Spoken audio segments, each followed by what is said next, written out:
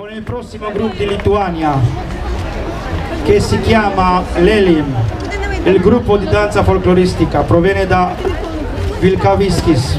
È stato fondato da 9 coppie che danzano insieme da 20 anni. Il gruppo presenta danze tradizionali lituani e hanno partecipato a numerosi eventi nazionali e festival internazionali promuovendo la cultura lituana attraverso la danza.